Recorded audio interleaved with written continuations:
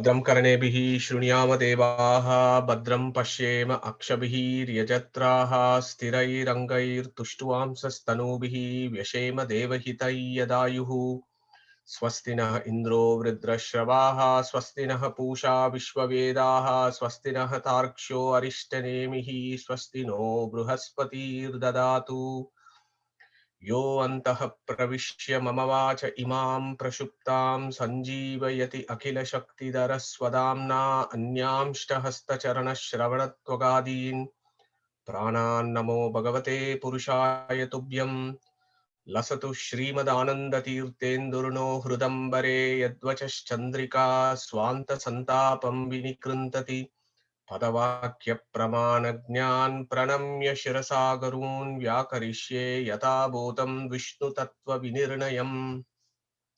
So good afternoon, everyone.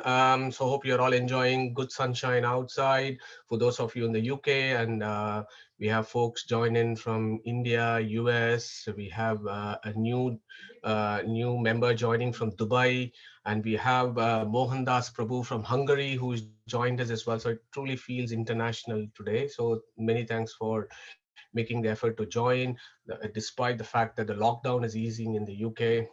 And you may have other programs for the evening, but I'm very grateful that you found this 1 hour and you have dedicated this 1 hour every week for the past 1 year plus few months.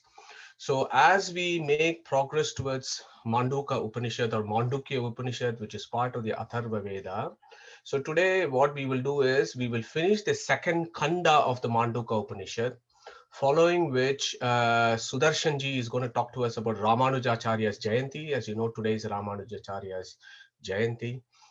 We also have His Grace Mohandas Prabhu joining us briefly today. Mohandas Prabhu is going to enlighten us next week. Next Sunday, he is going to be focused on the devotional service and the consciousness in the state of samsara, and the devotional service and the conscious state in Vaikunta or Goloka Vrindavana. So what are the conscious states and what do the jivas do as a part of their devotional service? Mohanadasa Prabhu will be giving us the lecture next Sunday from Hungary. So let's progress. So as you know, Mundaka Upanishad is a very profound Upanishad of the Atharva Veda, and it talks a lot about the Omkara Tattva and consciousness of the jivas, and how the Supreme Person controls the conscious state of the jivas. So as before we start our deliberations, so let's get started. So the mantra goes like this. This is Varuna in the Manduka form, who is the Rishi. Devata is Vishwa Tejasa, and Prajna and Turiya form of the Supreme Lord. And the Chandas for this Upanishad, as you know, is the Anushtup Chandas. So we first recognize that, we take the Rishi, Devata and Chandas blessings, and then we start the Upanishad.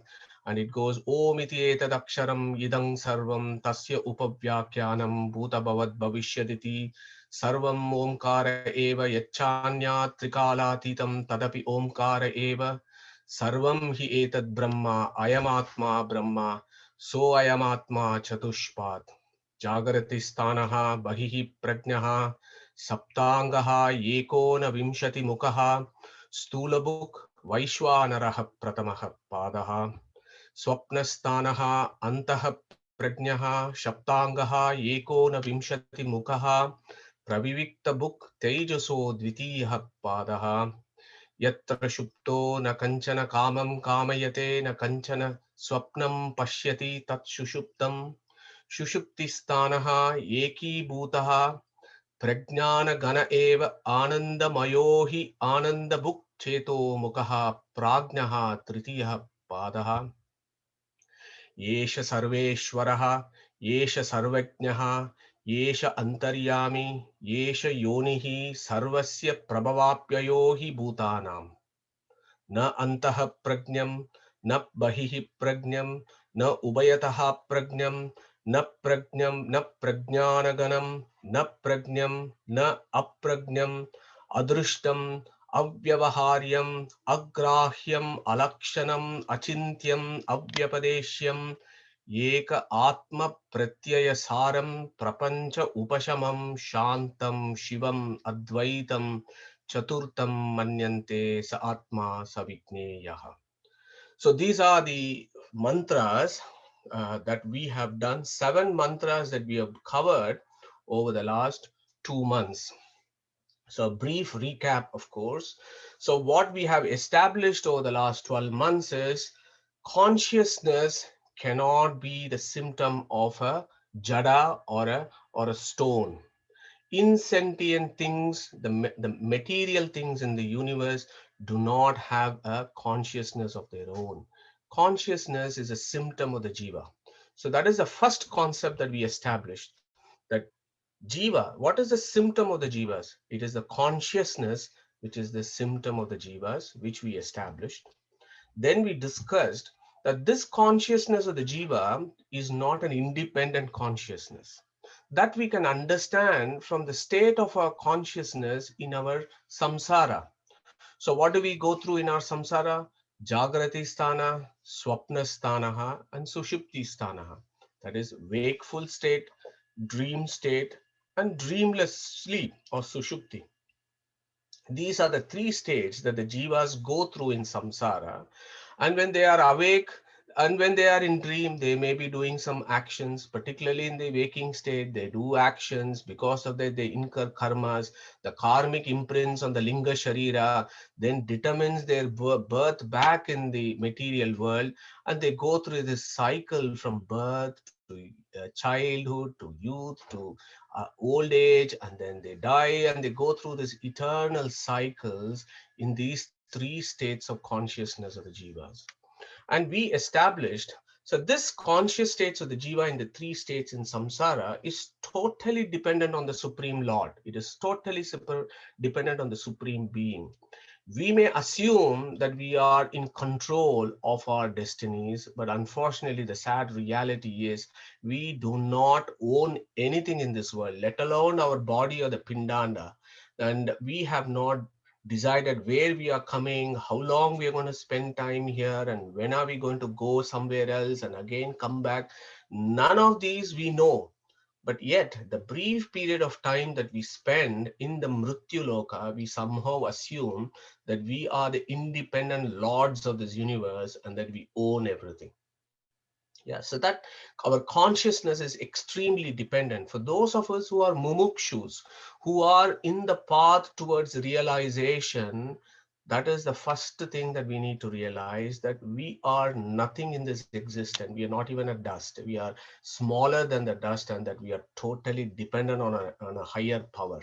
Yeah. So that we established over the last 2 months in the state of samsara. And in the state of moksha, so when eventually this jiva does good activities and finishes off its karmas, and then eventually makes its way towards the abode of the supreme lord, and once it goes there, then the discussion in Manduka Upanishad is, what is that state of consciousness of the jivas there, and how does the Supreme Lord in moksha control the consciousness of the jivas? What are all the things that the jivas are entitled to receive in that state of consciousness? So this is where we are at this point of time. So last week, Varuna or Manduka form, in one Manduka form, he kind of gave us a hint, a kind of introduction to what is that conscious state of the jivas in mukti, in moksha. What is their conscious state? And he started off with a very negative form, and then he took them to a positive form. Yeah. And he said, this is na antaha pragnam, that conscious state in the moksha state is not like a dream state. Na bahihi pragnam, that conscious state of the jivas is not like the conscious state in the waking state of the samsara. Na ubayataha pragnam, it is not like the dream walker or the daydreamer. Na prajnana ganam, it is not like the susupti state where the jiva is in total ignorance although it knows that it is in close proximity and embracing the Supreme Lord in the deep sleep, it is not aware that it is in that situation. So that is its sad affair, sad state, and that is why it is called Sushupti. And that is also called Prajnanaganam, because it is full of ignorance. He also reminded us that conscious state in moksha is not the conscious state of prajnam. Prajnam is in the dhyana state. That is in a samprajnata sthiti, when your mind is still operating with when the jiva is still operating with the material mind. That state of dhyana, when it has that consciousness, and we also discussed that it is very similar to the voluntary dream state. Yeah. So there is the involuntary dream state that we go through in swapna. Dhyana is we are voluntarily, by our own volition, we are bringing a thought from the subconsciousness, bringing it to consciousness, and then we are focusing on it. Yeah. So that is prajna. And our Varuna says that that conscious state of the jivas in moksha is not like the conscious state that you experience when you are in dhyana state. Then he also said it is na aprajnam. Aprajnam is total ignorance, total unconsciousness. He said it is also not like that. So he gave so many negatives, and then he said, but that Supreme Lord who controls that state of the consciousness of the jivas in moksha, he controls them, but what are his qualities? And again, he said that also he starts as in a negative form. He said adrishyam, avyavaharyam. He said you can't see him with material eyes. You can't grasp him with your material mind. You cannot reach him fully with your words and so on. And then he gave a positive impression of the Supreme Lord who controls the conscious state of the jivas in in the fourth state, as you know, is called Turya. And he said this supreme person is Eka, he is Atma, he is Pratyaya, he is Sara, he is Prapancha Upashama, he is Shanta, he is Shivam, he is Advaitam, he is. So he gave all sorts of positive names of the Supreme by which we understand a particular type of attribute of the Supreme.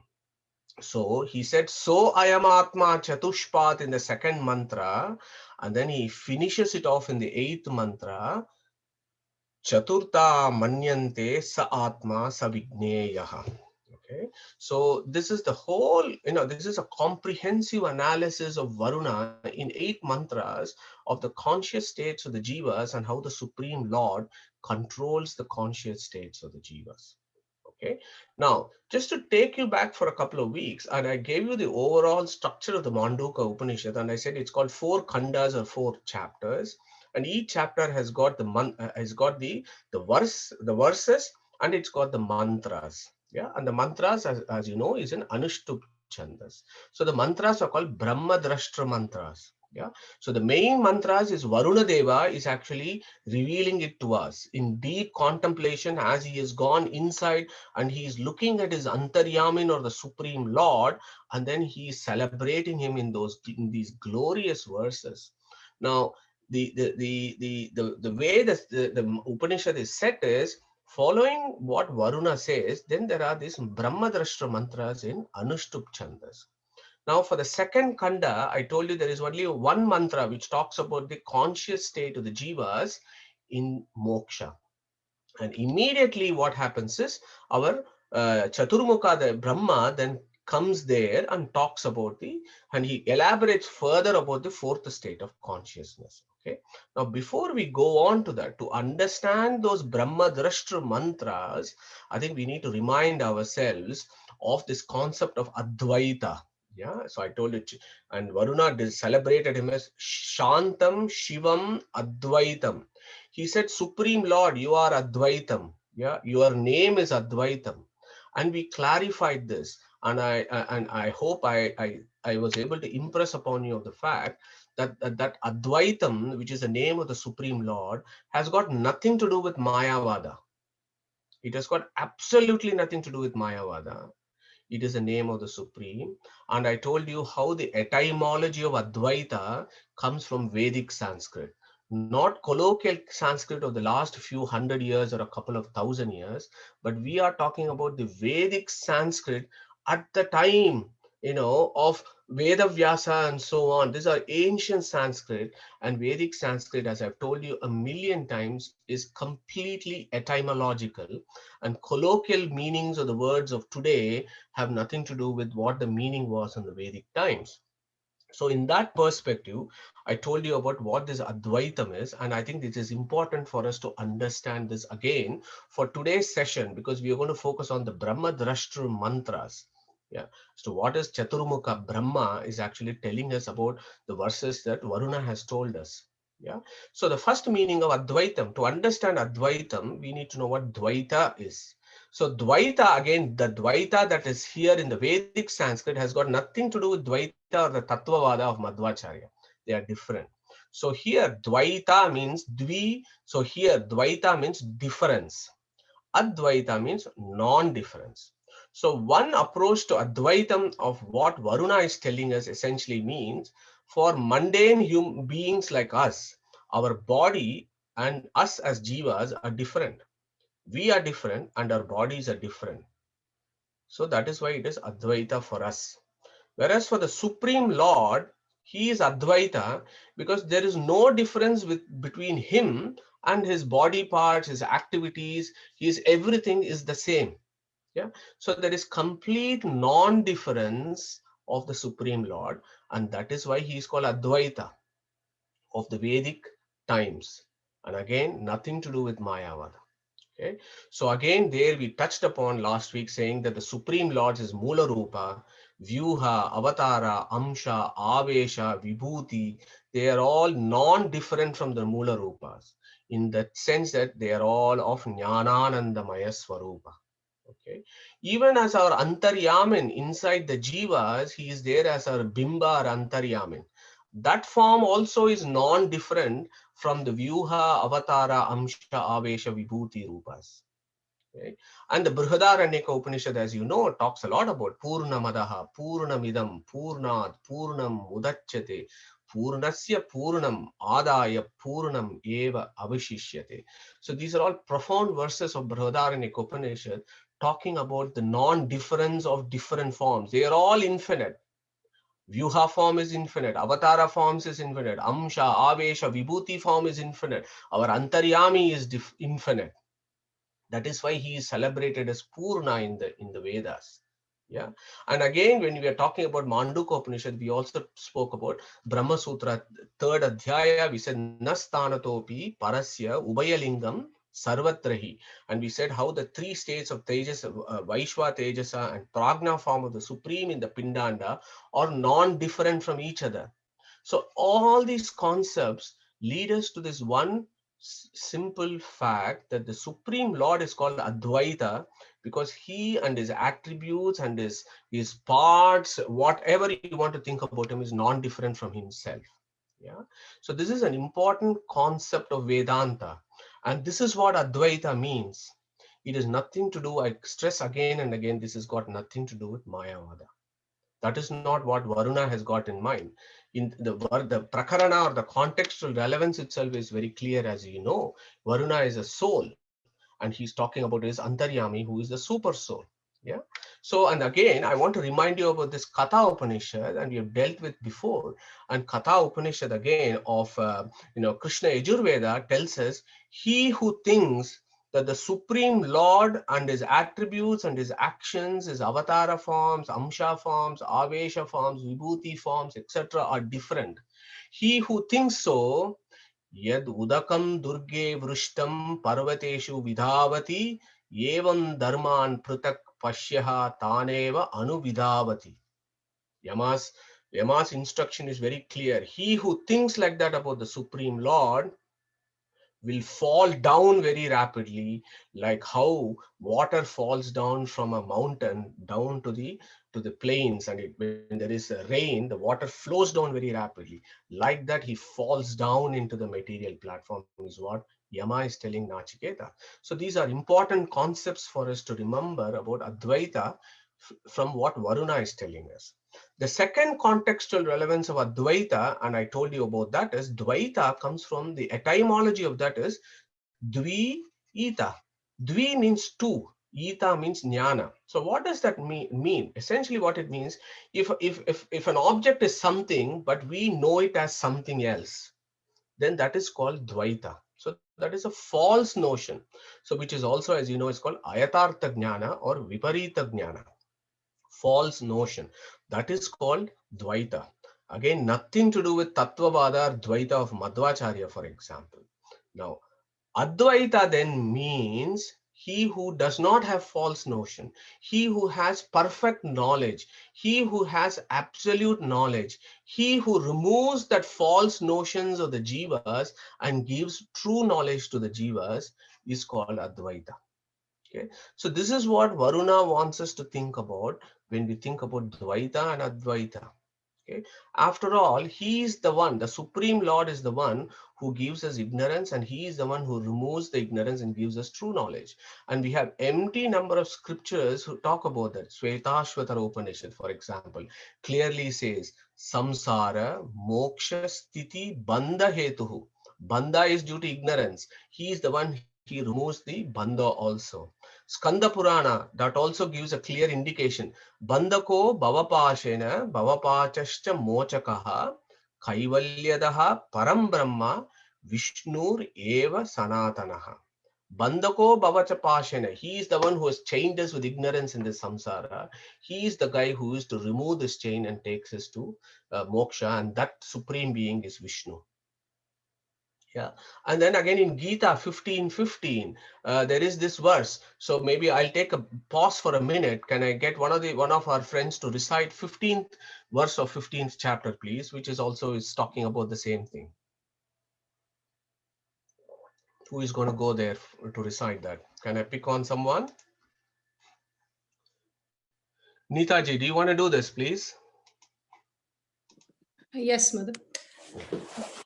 सर्वस्य चाहं हृदि सन्निविष्टो मत्तस्मृतिर्ज्ञानमपोहनं च वेदैश्च सर्वैरहमेव वेद्यः वेदान्तकृत् वेदविदेव चाहम्.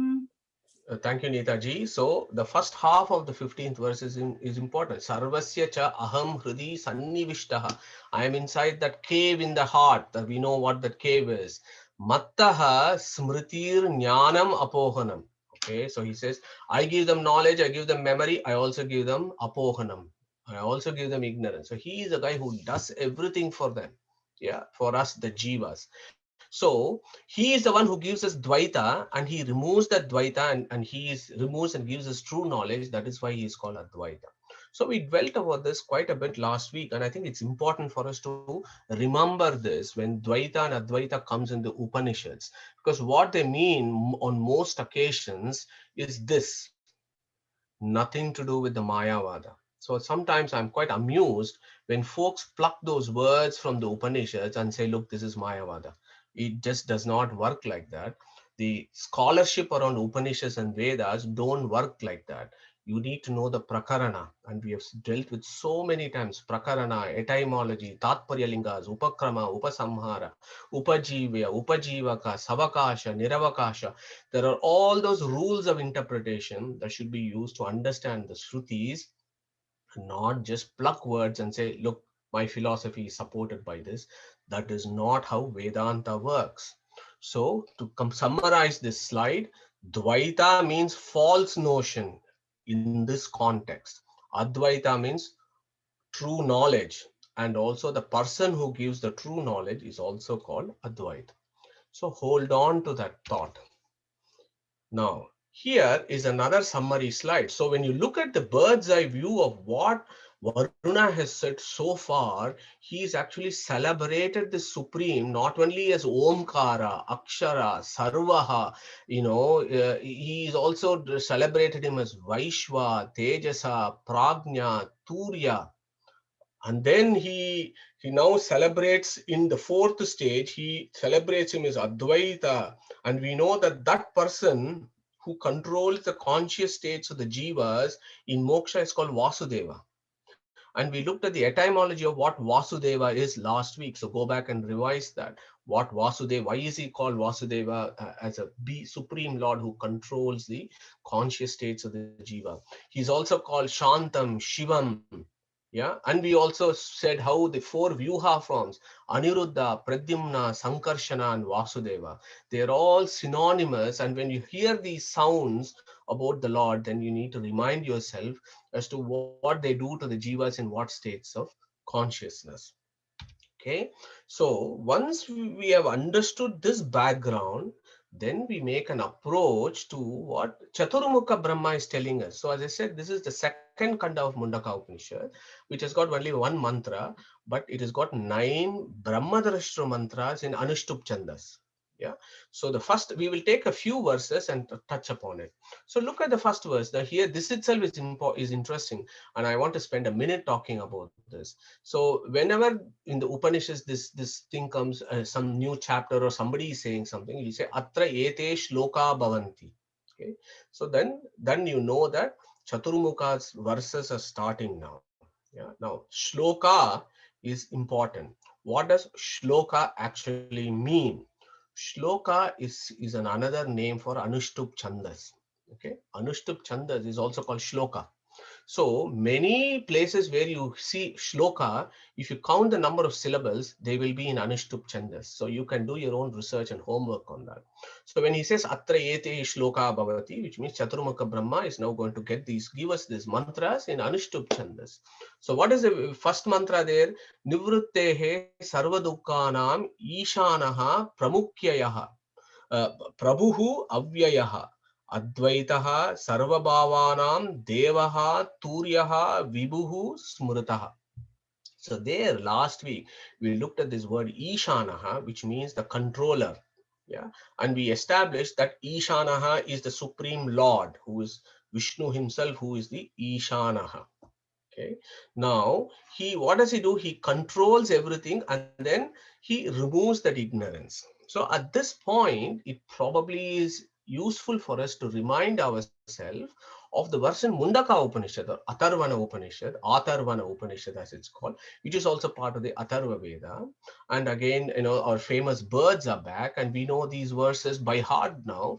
Let me take through this again. Dwasuparna Sayuja Sakaya Samanam Vriksham Parishashvajate Tayor Anyaha Pippalam Swadati Anashnananyaha Abhichakashiti. Samane Vriksho Purusho Nimagnaha Anishaya Shochati Mukhyamanaha Jushtam Yada Pashyati Anyam Isham Asya Mahimanam Iti Vita Shokaha. The second verse becomes very important and relevant to what Chaturmukha is saying as Ishanaha. So this fellow, this bird, this Jiva bird is in the same tree. Samane Vriksho Purusho Nimagnaha Anishaya Shochati Mukhyamanaha. Anishaya. Look here, he said Ishana. Here Jiva is called Anishaya. Anishaya means this fellow is not able to control. This Jiva in the material world is not able to control anything. And he cannot charter his future. And that gives him a lot of frustration and it gives him sadness and dukkha. Sochati. Shochati means dukkha. And he is bewildered and in a state of complete confusion as to what's happening to him in samsara. That is the state of the Jiva, Anishaya. Whereas our Supreme Being is celebrated as Ishanaha, because he is the one who controls the Jivas at various states, even giving them the ignorance. So Nivrittehe Sarva Dukkhanam becomes important. Who is that chap who removes the dukkhas? He is called Ishanaha. Chaturmukha celebrates him as Prabhuhu. He is Avyaya. And look at this word again, Advaitaha. He is Advaitaha because he gives the true knowledge and removes the ignorance of the Jiva. And then he clearly states here that Devaha is called Turyaha. Okay. And he is Vibhuhu. We all know about who Vibhuhu. Vibhu means what? Vibhu is all pervasive, overlordship, controller. Vibhu has got so many meanings. Yeah. Vibhuti Adhyaya, chapter 10 of Bhagavad Gita, talks about his great Vibhutis, for example. So that is the first verse of Brahmadrishta mantra, where where Chaturmukha is reminding us this fellow is the Ishanaha, and again Chaturmukha says he is called Advaitaha because he removes the ignorance and gives true knowledge. Okay, now this is important now. Now what Chaturmukha does is he does a critical analysis of the conscious states. He's basically, as I told you before, Chaturmukha verses are almost like a revision, and it is good for us. Badarayana, for example, in one of the sutras, he will say, Avrittihi asakritu upadeshat. Okay, so he said, Avrittihi asakritu upadeshat is what Badarayana says in the third Adhyaya in Vedanta Sutra. What does that mean?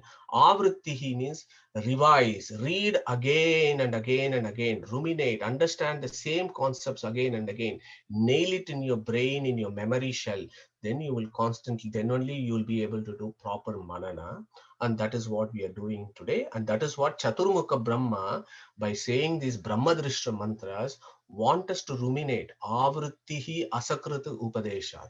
Okay. So here what Chaturmukha in the very next verse is, he is summarizing the states of consciousness. This is very interesting, the angle from which Chaturmukha is coming at this. He says, he gives us a beautiful mantra here called Karya Karana Baddhau Tav Ishyate Vishvatejasau Prajnaha Karana Baddhastu Dvau Tau Turye Na Siddhyataha. Okay. I'll just take you through some key words from this. We do not have time to go through every aspect of what Chaturmukha is telling us. So I'll just tell you what Karana means and what Karya means. Karya means effect. Karana means cause. So that even from colloquial, other Indian languages, Karana and Karya are very commonly used, isn't it, in our dialects? Karana and Karya. Karana means cause and Karya means effect. So he wants to think about Karana and Karya on the three states of consciousness of the jivas. The Karana in the Jagrati state and in the dream state, Chaturmukha reminds us that the jivas are bound by this combination, Karana and Karya. The Karana is the ignorance. So they have ignorance in the Jagrati state. What is the ignorance that they have? The ignorance that they have is that they are dependent beings, that they are the servant of the Supreme, that they have forgotten. That is their ignorance. And they have assumed a sense of independence with regards to what they do. And that false sense of independence is the result of their ignorance. And that is the karya, or the false notion. When they have that false notion because of ignorance, they get bewildered and they go through samsara. This is the fundamental position of Vedanta. And we need to remind ourselves again and again as to what is the position of Vedanta, as to why we are in samsara, because we have forgotten our dependence to the Supreme. Yeah. So that forgetting, that ignorance is karana, and that false notion leading all to all the bondage and stuff becomes the karya. This is the state of waking state and the dream state. Whereas he says, Karana Baddhastu Prajnaha. Okay. Prajnaha, which as you know is the Sushupti or dreamless sleep. In dreamless sleep, as the name indicates, Pra-Agnyaha, Prakrishtena Agnyaha. Agnyaha means ignorance. Total ignorance of the fact that there is the external world, because he has completely disconnected himself from the material mind and from the material indriyas and the external world. Yeah, total ignorance of the external world and the mind. Okay. And also ignorance of the fact that he is in close proximity to the Supreme. So all that operates there is just the ignorance alone, and he is there like a vegetable. He is just there in deep sleep, totally dependent on the Supreme. So that ignorance is there in the Sushupti state. So the Sushupti, there is only ignorance in the Sushupti state. Okay, that is called Karana Baddhastu Prajnaha. Whereas in Turiya state, that is in the state of liberation, he says, Dvau na. These two do not exist in the Turiya state. So that is how he approaches Chaturmukha Brahma, saying that there is neither ignorance nor there is false notion in the state of moksha. So again, if you notice, it is in the negative form to start with. Yeah, no ignorance, no false notion. The opposite of this will be true knowledge, true notion of the fact that he is in constant companionship with the Supreme, that he is constantly dependent on the Supreme. So that is the Turiya state. Yeah. So Karana Karya. So that is interesting, I hope, as to how Chaturmukha takes this angle. Then we go to the next verse, and he will compare what is Prajnaha form, what is Turiyaha form. Okay.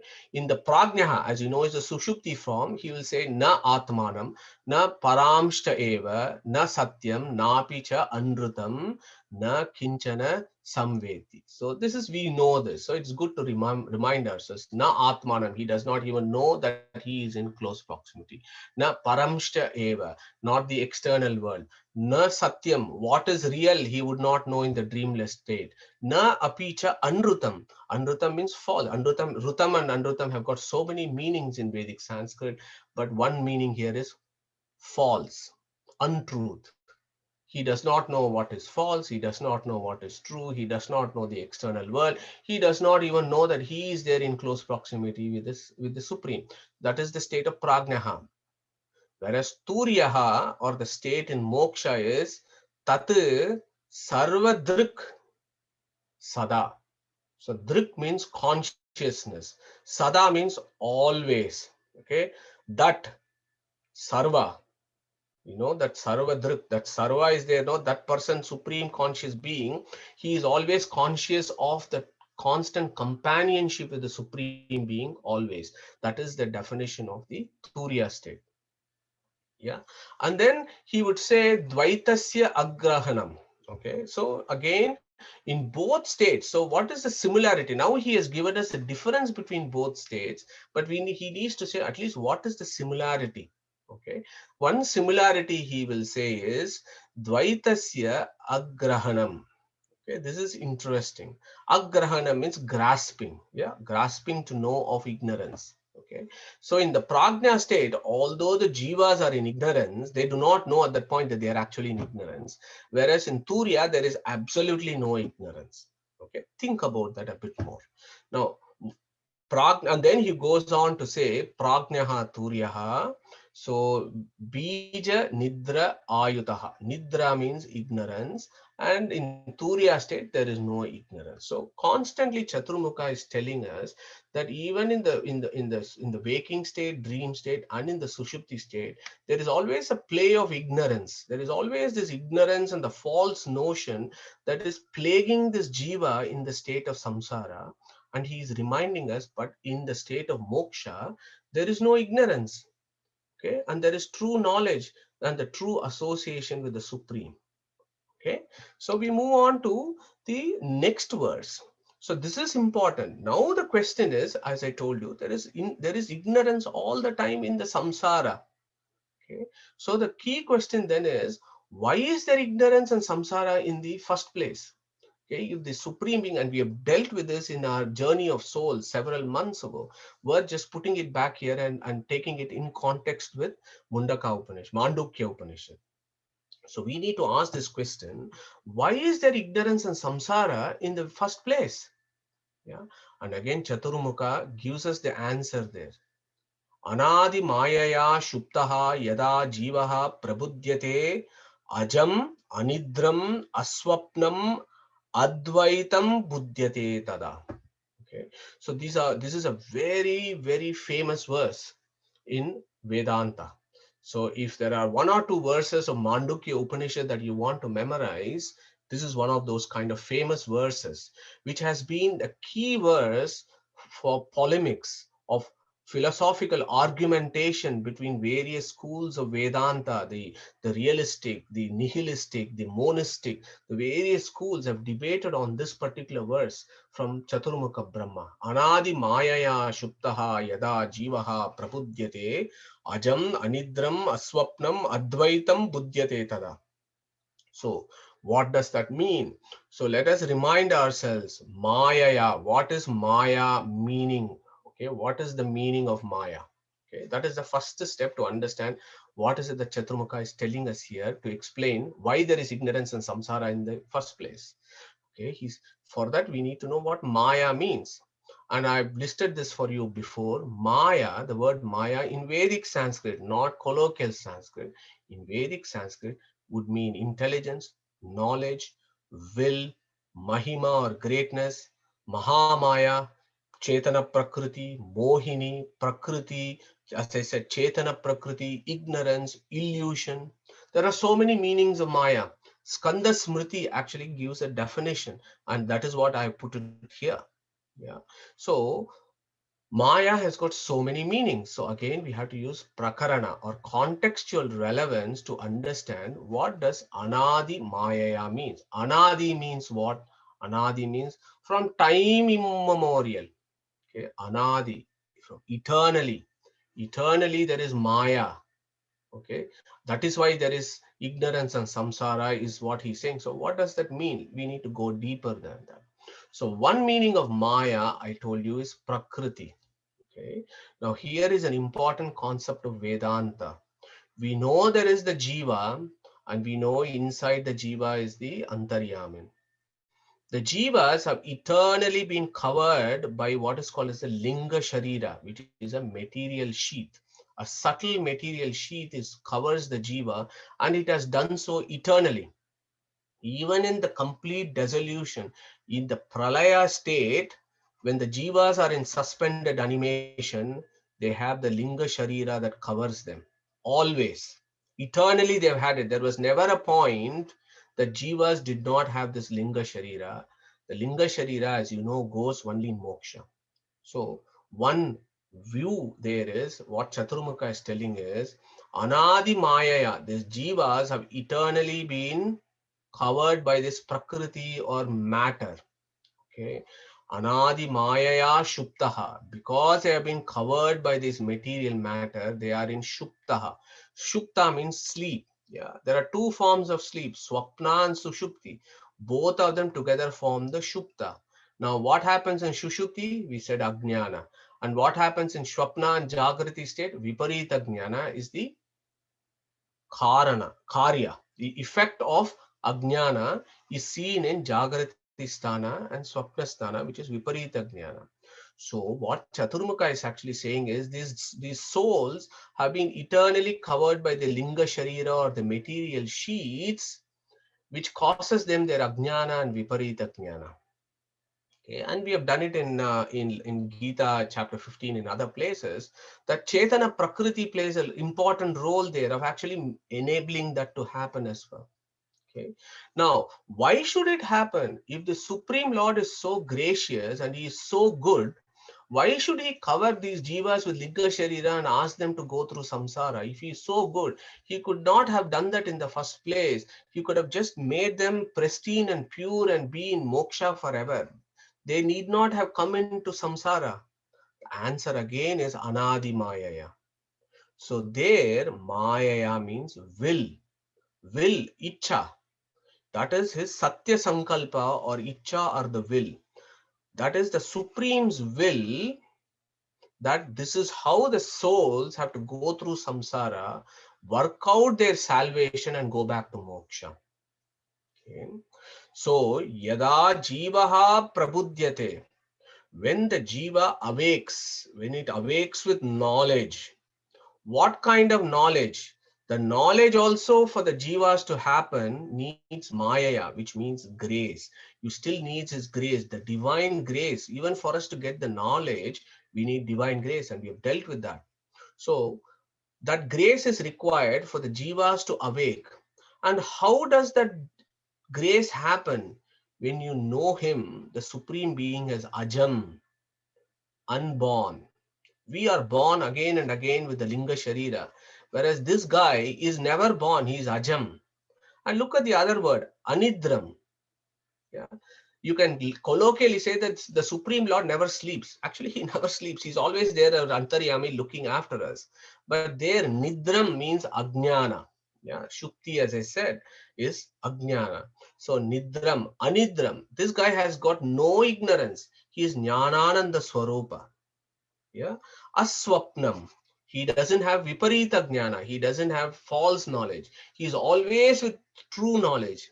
Yeah, infinite knowledge. is a definition of him. So when I say anidram, aswapnam, I'm saying he is jnanamaya. Advaitam. Again, see, Advaitam comes. Qualifying Advaita means he is that person who has infinite true knowledge. So when you, Jiva, wakes up with his grace, you will know him as Ajam, Anidram, Aswapnam, Advaitam Pudyate Tada. Okay. So this is in a nutshell why we are actually going through samsara, why there is linga sharira, and how the supreme being will remove the shinga sharira by his own grace when you know him like this. Yeah. So now this concept of grace is very important for Varuna. And he talks about grace in this verse and in so many other verses. And again, the concept of divine grace is very true for realistic schools of Vedanta. We know, as we discussed before, for Mayavada, bhakti or devotion is not required. Full stop, period. They don't need it. Knowledge apparently can give them liberation. Good luck to them. But for those of us in the realistic school, we believe we are the servants of the servants of the servants of the Lord. And for us to make any progress, we need His grace. Look at Katha Upanishad again. Yama in no, he clearly saying this. Na ayamatma pravachanena labhyaha, na medaya, na bahuna shrutena, yam eva esha vrunute tena labhyaha, tasya esha atma vivrunute tanun swam. Clear words saying that this Supreme Lord will liberate the jivas whom he thinks that he should liberate. Yeah, which means that when he decides he is going to liberate somebody, means that he is going to shower his grace. And when that divine grace is available, then only we have a scope of getting ourselves rid of this ignorance and the false notion which plagues our samsara. So when Chaturmukha says Anadi Mayaya Shuptaha Yada Jivaha Prabudyate Ajam Anidram Aswapnam Advaitam Budyate Tada, the whole concept of Vedanta is compressed in those few lines, and our acharyas in their bhashyas have actually dwelt with this in pages and pages of works. And for those of you who are interested, can go to the nitty-gritties of it. What I have given is a very brief outlook of what this verse actually is indicating. There are other ways, other meanings for this verse. So now then we go to the next important verse that Chaturmukha is saying. Again, look at this. Prapancho yadi vidyeta nivarteta na samshayaha maya matram idam dvaitam advaitam paramartataha. Okay. Again, Advaita is coming here. Our friends in the Mayavadic schools are very happy. Look, Varuna has used Advaita again and again. So it has to be the true philosophy. And I would very humbly would like to remind our friends that the Advaitam there means ignorance, guys. Advaita means true knowledge, and Dvaita means false notion. Yeah, that is the meaning there, nothing to do with the philosophy. I wish our friends could actually get the prakarana, the contextual relevance, the spirit in which Varuna is celebrating the Supreme, rather than bringing forth a totally incomprehensible philosophy here.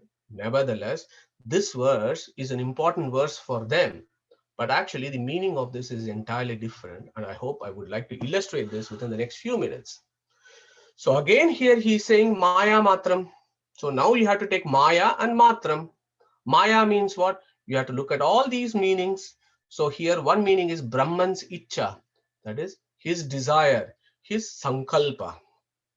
Matram, when we did the sutra on Swapna, we said Maya Matrantu Karshnena Anabhivyakta Swarupatvat is what Vedavyasa said about how the Supreme creates the dream for us. So if you take the same meaning there, it will fit in very nicely. Maya Matram, to create an object.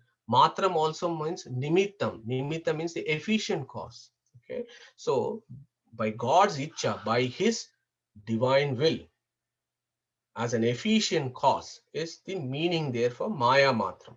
Hold on to that. So here he says, Prapancho yadi vidyeta. Nivarteta na samshayaha. It opens up in various angles, but essentially, Shushrut the other week gave us the definition of what prapancha is. Shushrut, do you want to come again and remind us what prapancha is, please? Yes, sure. It's the Pancha Bhedas, differences between God and Jada, God and Jiva, Jiva and Jiva, Jiva and Jada. And Jada and Jada. Yeah. Jada.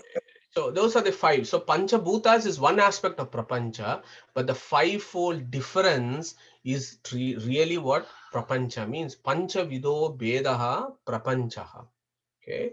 So what Varuna is saying is Prapancho Yadi Vidyeta. So you need to know this fivefold differences that is there in this world. These are true differences. Yeah. Nothing is an illusory difference in the world. Me and the Supreme are infinitely different. You and me are infinitely different, etc. And we are all different. Okay. But there is one Supreme independent being who is the Supreme Lord. So if you understand Prapanchaha in this spirit, Prapancho Yadi Vidyeta. If you understand like this, and there is a Supreme Lord who is controlling everything, then Nivarteta. Nivarteta means it will go away. What? Your samsara will go away. Na samshayaha. There is no doubt about this. Is the resounding verdict from this word. Prapancho yadi vidyeta nivarteta na samshayaha. Why is this prapancha like this? Maya matram idam dvaitam. This ignorance that the Supreme Lord gives so that we are not able to understand prapancha in its truest forms is because Maya matram. That is his icha, that he gives us this so that we can work out our own solution for this problem. So Maya matram idam dvaitam. This dvaitam, this ignorance and the false notions that you have is also because of his divine will. Yeah. But Advaitam, the true knowledge, and that the knowledge that this supreme being is the bestower of knowledge to us, becomes Parama Arthaha. That is your final goal, that you get the true knowledge, which is the state of moksha achieved through the divine will. Yeah. So again, this verse, again, I've given you a one way of approaching this verse, but it is a very, very, very important verse in Vedanta. Prapancho yadi vidyeta nivartete na samshayaha maya matram idam dvaitam advaitam paramartataha. So these two verses, Anadimayaya Shuktaha Yada Jivaha Prabudyate Ajam Manidram Aswapnam Advaitam Budyate Tada Prapancho Yadi Vidyeta Nivarteta Nasamshayaha Maya Matram Idam Dvaitam Advaitam Paramartataha.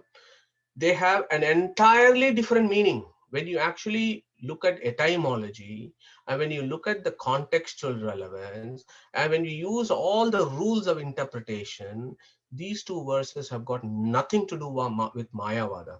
They got everything to do with devotional service and linking ourselves to the Supreme and getting His grace, understanding why we are in samsara. So Varuna and Chaturmukha Brahma are talking some entirely different concept. Will Chaturmukha Brahma talk about everything as illusion? If Chaturmukha himself thinks that he is an illusion, he will never talk about this. So we need to understand where this Brahmadrashtra mantra is actually leading us to. So this is where we are at this point. These two birds, Brahman and Jiva, the Dwa Suparna, they are there. But this Jiva bird who's sitting in this tree, which is the Prakriti, is totally surrounded by ignorance. It's got ignorance of the external world, in the sense it does not know completely the external world, and it does not know that it is actually dependent on the external world, and it somehow thinks that it lords over the external world. That is its ignorance. And in the state of samsara, we do not even know what our state is. We do not even know what our swarupa is. We do not know. There are billions and billions of people on the planet who do not even know that they are jivas. They just assume they are this body and carry on. That is one ignorance. Then there is ignorance between the jiva and Brahman. There's so many of them who do not even know that there is this something called God. They do not even know that, and they do not even know who this person is. So our state of samsara is ignorance, ignorance, ignorance, and ignorance everywhere. Okay. So for us to make progress, this ignorance, which is called Dvaita and knowledge, which is called Advaita, we need to understand that very clearly from Varuna's perspective and Chaturmukha's perspective, as described in the Atharva Veda. Okay. Then we need to know about ignorance. What is ignorance? Where is ignorance? Who has ignorance? When does ignorance come? Why and how? I would remind you to go back to the journey of souls to understand these concepts. The reason being, what is our purusharthas? What is our ultimate aim in life? And our shastras describe about purusharthas. So I'm going to pause there for a minute, and I want one of our friends to take up this and speak a few minutes about purushartha, please, a minute or two. So any volunteers to talk about purushartha? What are the four purusharthas and what do they mean?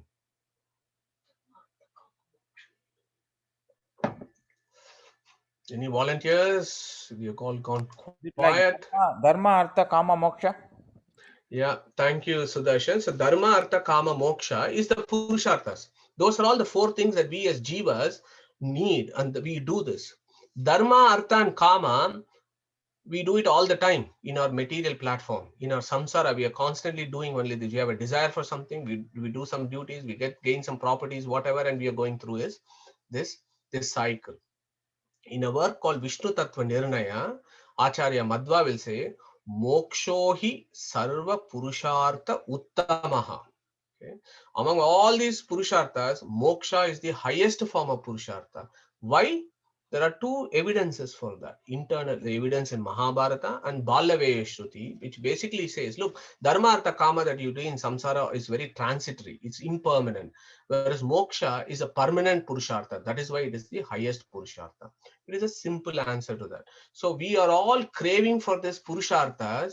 We should all be craving for the ultimate Purushartha, which is the liberation. And that can come only when the ignorance is gone. Yeah. So now what I want to do is, how is that ignorance going to go? Yeah. How is that ignorance going to go? Will it just go because we take up a book and read, or we look at or we just occasionally join and go to some bhajans or join some satsang? Is it going to happen? To know this one, I just want you to take you back to Chandogya Upanishad. And we have done this at some point. I've taken the map of India during the Mahabharata time. I've taken map of India, 5,000, 6,000 years. Nothing to do with the map that we see today. I've taken Gandhar. Okay. In ancient India, Gandhar was the seat of Vedic learning. There are a lot of exalted Vedic rishis who came from Gandhara Desha. What is this Gandhar? Who wants to tell me what is Gandhar these days? Kandahar in Afghanistan. Well done, Sudarshan. So now it is the reverse. It is the place of total darkness and violence. But on the Vedic times, it used to be a place of Vedic learning. Yeah, Gandhara. Yeah. So in many Upanishads and Vedic texts, this Gandhar will come again and again. And I just want to take this as an example to illustrate how do we get rid of the ignorance. This is a beautiful verse worth going through again. So what is happening in Chandogya? Uddalaka Aruni is teaching his son Shvetaketu. And this is one of the examples. Sixth example that he's giving. Yata Somya Purusham Gandharebhyo Abhinadaksha Aniya Tam Tato Atijane Visrujet Sayata Tatra Prangva Udangva Pradmayita Abhinadaksha Aniyo Abhinadaksha Visrushtaha Tasya yata abhinahanam pramuchya prabruyad yetam disham gandhara yetam disham vraja iti sa gandharam sa gramam gramad gramam pruchan pandito medavi gandharan eva upasampadhyate yetameva iha acharyavan purusho veda tasya tavad eva chiran yavan vimokshya ata sampatsyata iti. Okay. This is one of those most important verses of Chandogya Upanishad. Basically, what I said there was, I'll give you the story very briefly. This fellow has been blindfolded from Gandhara Desha, which is the seat of Vedic learning. But this fellow has been blindfolded and he has been brought to, let us say, Kishkinda area, somewhere in south of India where there are a lot of forests. He has been brought here and he has been left there, and then he has to find his way back to Gandhara. How is he going to find his way back to Gandhara? Somebody will first have to unblind him. Then he will have to ask in every state somebody to guide him, to give him the direction. He may have to do the sat nav, look at the map, look at the map, ask a guide, whatever, and he has to do all that, and then he reaches Gandhara. So he takes this example and says, Evameva iha acharyavan purusho veda. Similarly, you use a guru to learn the Shastras, understand what is the state of position of ignorance and gain knowledge so that you can go back to Gandhara. So from forest, if this fellow has to go to Gandhara, he has to use a sat-nav or a map or a guide. Similarly, from samsara, which is nothing but a forest, we have to go to moksha, which is Gandhara. We need the scriptures and a guru who can take us towards that moksha. Okay, so that is what is the key point there as to how, if all the big things that Varuna has told us about what is this moksha state, first we need to find a way of actually getting there. Once we get there, then we can think about what the state of consciousness is. So we have to remind ourselves that study of the scriptures, having a guru becomes very important. Okay, so now we go there. Once we go to make moksha, which is the destination. Yeah. So here I want to open up for a few minutes for discussion. So what do we think here? This abstract concept called the moksha, is it a destination or is it a state of the jiva's consciousness, or is it both? So what do we think here? So any contributors here, please?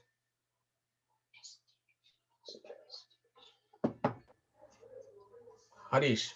Yeah, it's a state in my view, because there's this concept of jivana moksha also.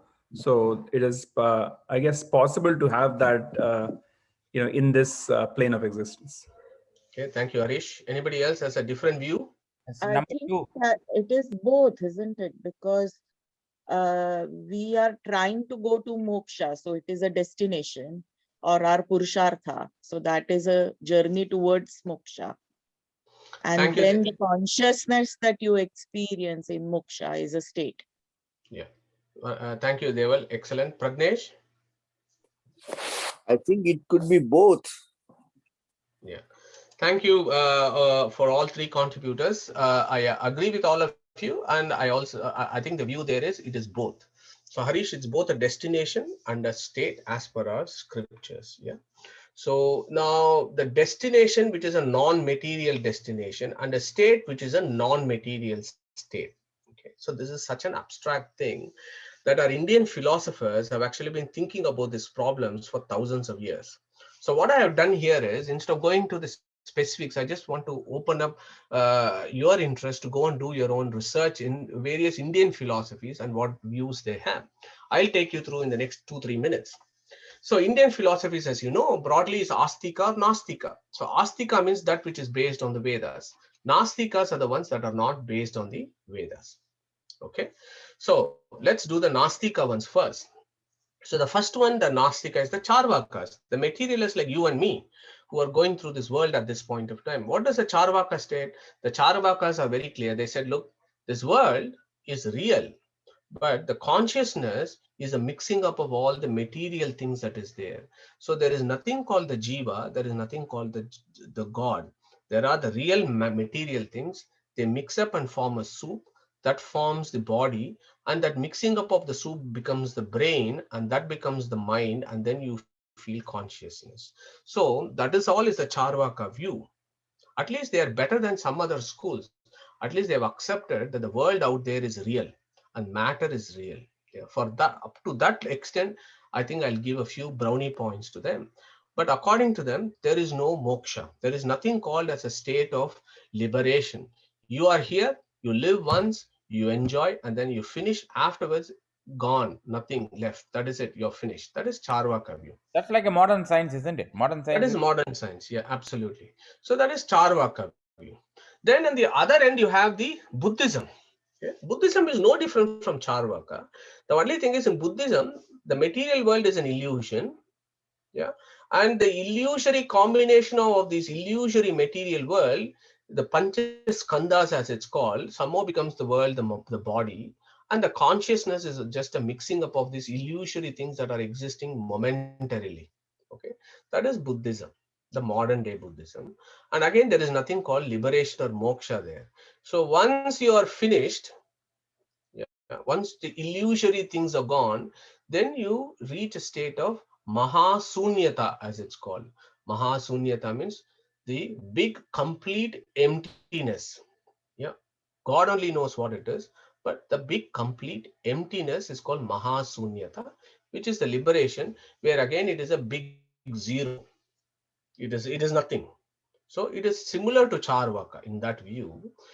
You cannot say nothingness, complete nothingness exists. Yeah, that is, as we discussed before, self-contradictory. You cannot say complete nothingness exists. Yeah, that feels self-contradictory. But at least Charvakas are slightly better. They've accepted the material world as real.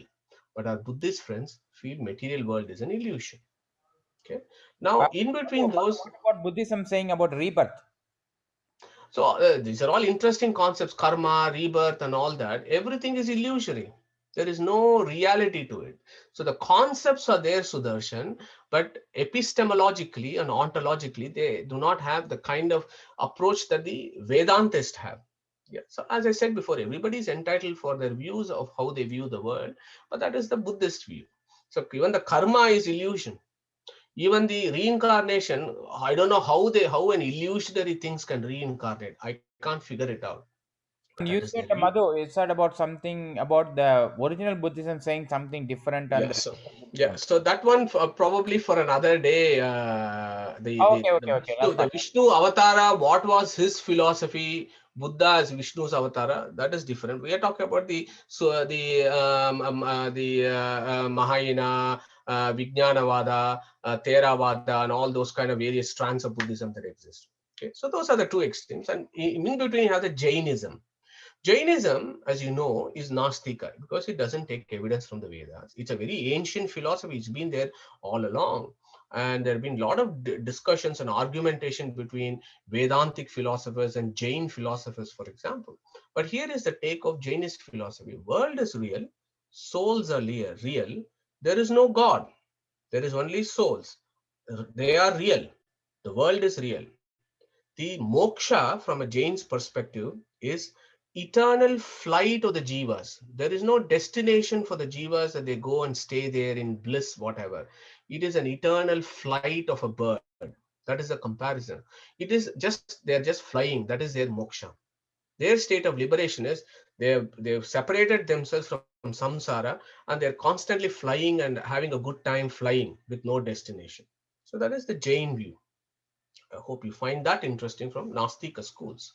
If you go to Astika schools, based on Vedas and the Upanishads, evidence picked from this, and we know there is Sankhya and Yoga, Nyaya, Vaisheshika, Purva Mimamsa, Uttara Mimamsa, which is Vedanta. And I've given you all these gurus, the fathers of all these systems. So just in a nutshell, for Sankhya and Yoga schools, they are realistic schools. World is real. Okay.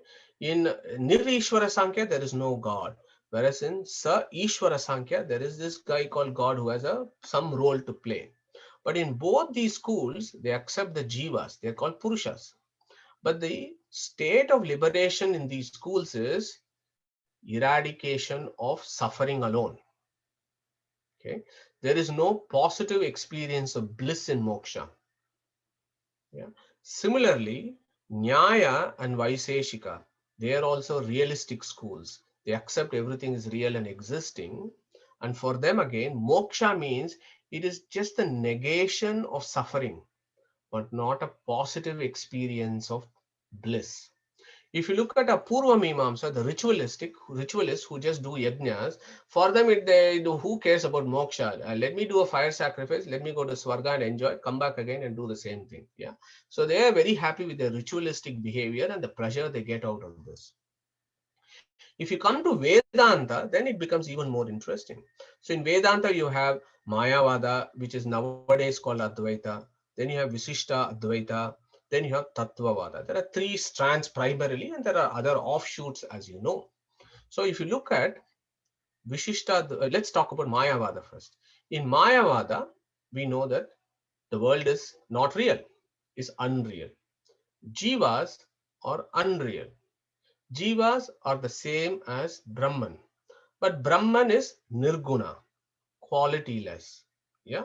So in that sense, if, for example, our union with Brahman, the realization that we are Nirguna Brahman is the moksha, and we have dealt with this before. But that state of Nirguna Brahmatva actually is Nirguna, which has got no content for us to feel. It is a contentless consciousness, is the classic definition of Nirguna Brahma.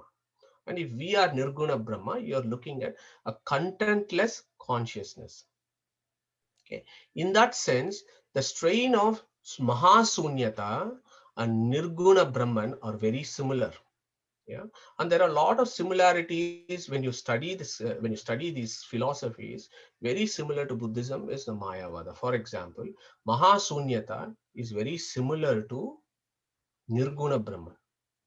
The Samrita Satyam of Buddhism is the Anirvachaniya Satya of Mayavada. There are all sorts of similarities, and if you want to go deep into that, it's a very interesting area for you to study. So from a Mayavada's perspective, moksha is actually a state of contentless, yeah, consciousness. Yeah, the concept of eternal bliss in Mayavada is self-contradictory. We can take it up in Q&A if necessary. Then you have the Visishtadvaita and Tattvavada schools. So these schools, they feel world is real, jivas are real. There is this fellow called Brahman who is real. Brahman is different, jivas are different, and the moksha for the jivas is the companionship with the Brahman. And in that state, they not only lose, it is not only the complete negation of pain and suffering, but it is also a positive state of experience of bliss. Yeah. So these are all the various spectrums of views on moksha that is available within Indian philosophies. So which one do you take as the right version of this? I will leave it to you for you to make a decision, but I'm just giving you an overview of the various views about this. I put a question mark about Sikhism because I'm not still sure where it falls into all this. I believe it has got ideas from various schools of philosophies. So I do not know fully where it stands, and that is why I put a question mark. If we have some friends who can talk to us about this, that will be very helpful, because that also is an Indian philosophy that has emerged over the last 500, 600 years. Yeah. So that is the view of moksha. I personally think it is a law, it is a state where you don't have any suffering and pain, and there is a positive state of bliss. Okay. Now, if we have to reach that state, how are we going to do this? Yeah. If we have to reach, as I think most of you agree that moksha is not only a destination, but it is also a state. And if that is the purushartha that we have to reach, how do we go there? Yeah. And our shastras actually give us a formula for this, and they give us a solution for this. Now, I don't intend to give you a comprehensive summary of this, because you could spend a lifetime talking about this and practicing this, because that is where we want to do. But what I will give you is very briefly, what does our founding father says, who is Veda Vyasa. For all of us who are doing this Vedantic study, we should be interested in what our Veda Vyasa's view on this is, and we can use other views for comparative studies to find out whether Veda Vyasa is right or not. Our system allows us to even question our gurus and debate and get the answers. That is the beauty of Sanatana Dharma, as you know. So you can ask that question. So Veda Vyasa, as you know, did the Brahma Sutras, and Brahma Sutras talk about this a lot in the 4th chapter. This is called Phala Adhyaya of Brahma Sutra. So whoever wants to understand this in depth, please go to the 4th Adhyaya of Brahma Sutra, where Veda Vyasa deals with this in detail. I'll give you a 3 minutes run of this. So in the first sutra, he said, Atato Brahma Jignasa. Then therefore, inquiry into Brahman shall begin. Why? because only Brahman inquiry will lead to knowledge of Brahman. Only the knowledge of Brahman will make you understand the greatness of Brahman. Once you understand the greatness of Brahman, then you will have a devotion towards him. When you have a devotion to him, he will shed his grace. And when he sheds his grace, then you will be released into samsara. That is why he said, Atato Brahma Jignasa. And our Upanishads are full of that. Atma va are drashtavyaha, shrotavyo, mantavyo, nididhyasitavyaha, saye tasma jivaganat, and so on. Let's forget this. It's there for you to read.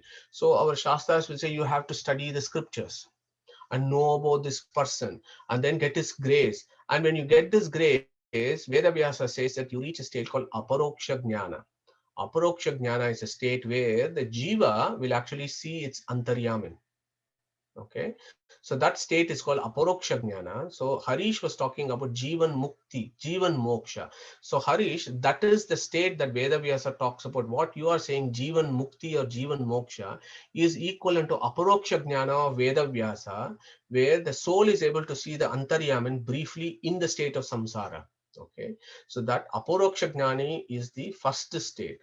And then the fourth adhyaya. So imagine how long it is going to take us, you and me and all of us, from being in samsara to achieve a stage of aparoksha jnana. We have to go through this whole process. And once you have achieved aparoksha jnana, then you have to approach the fourth adhyaya. Once you've had a glimpse of the Supreme, then what happens? So Vedavyasa takes through 4 chapters. Okay, first chapter is called Karmakshaya Pada. Second chapter is called Utkranti Pada. Third chapter is called Marga Pada, and the fourth chapter is called Bhoga Pada. Okay, you need to read this in detail, and the citations are all in the Upanishads to understand what the Rishi's view is. So the first thing that will happen after aparoksha jnana is karmakshaya. All the karmic imprints will go. Okay, but you will still have your prarabdha karmas to fulfill. So once you have finished your prarabdha karma, and you are in that birth, which is your last birth.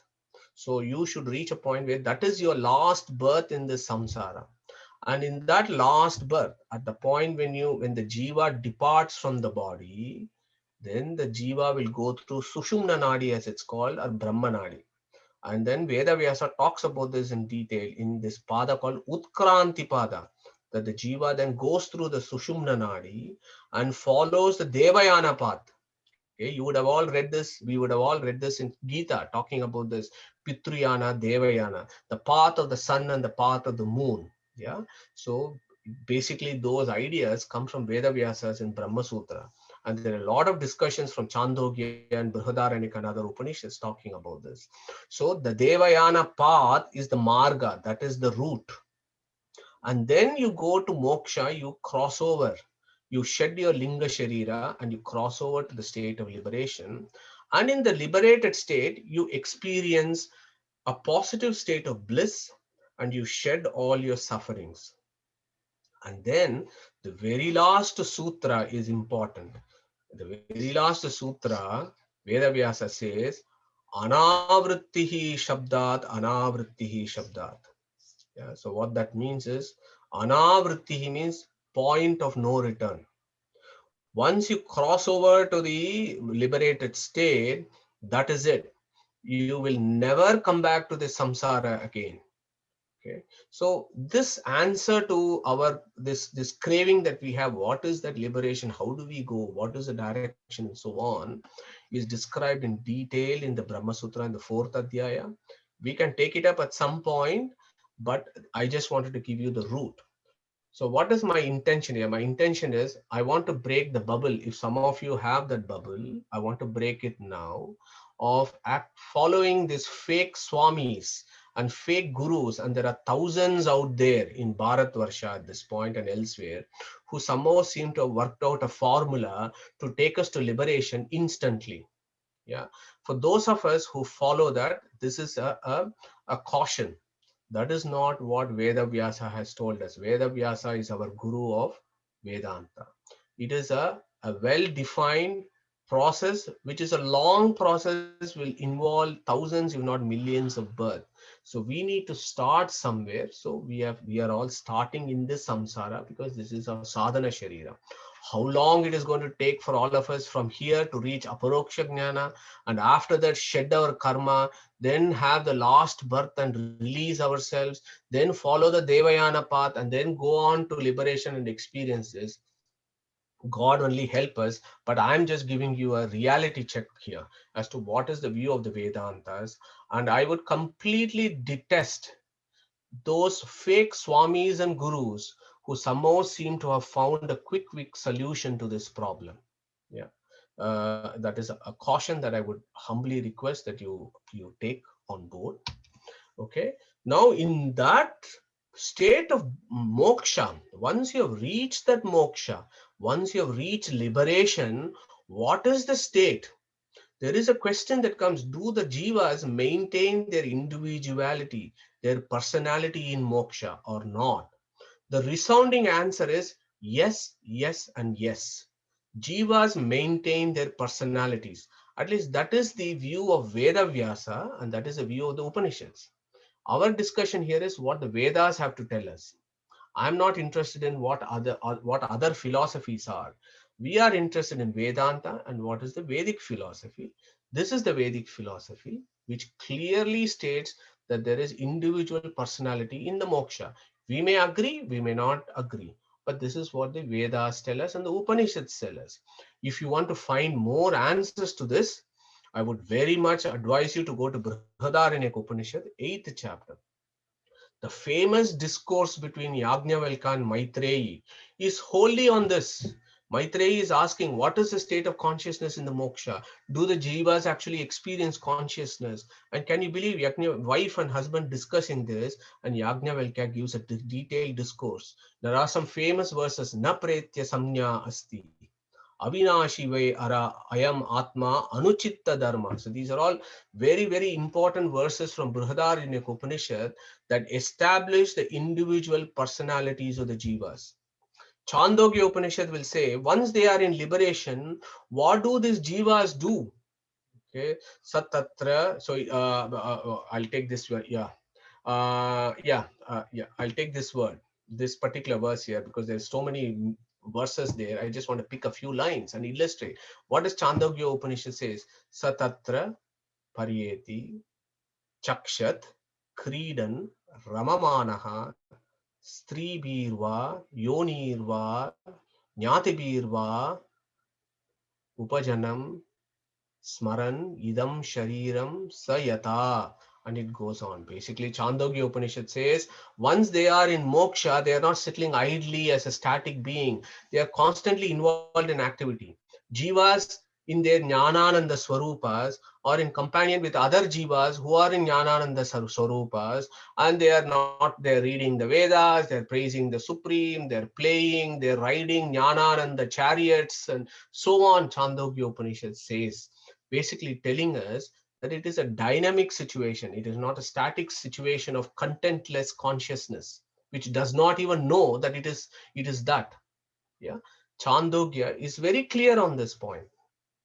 The other point I want to illustrate here is there is one very important sutra of Veda Vyasa, and that is the nail in the head to tell us that in liberation, jivas are different and Brahman is different. There is a verse called Jagat Vyapara Varjam. Okay. This is the master stroke of Veda Vyasa, where Vyasa clearly states the overwhelming evidence of the scriptures is Jagat Vyapara Varjam is only for Brahman. What is Jagat Vyapara Varjam? Creating the universe, maintaining the universe, destroying the universe, all those Vyapara of this Jagat is only with the Supreme.